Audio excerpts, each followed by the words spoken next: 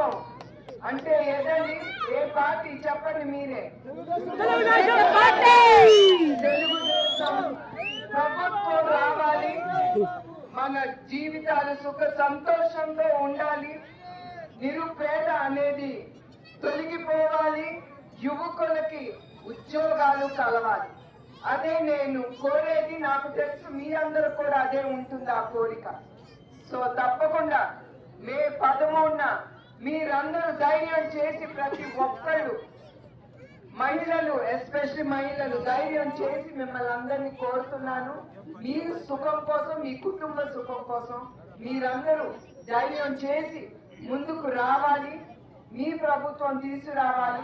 అది మీ ఓటుతోనే సాధ్యం అవుతుంది. సో ఇక్కడతో నేను ముగిస్తున్నాను. ఈ సంభాషణ మీరు అర్థం చేసుకుంటారని నేను అనుకుంటున్నాను. జై తెలుగుదేశం.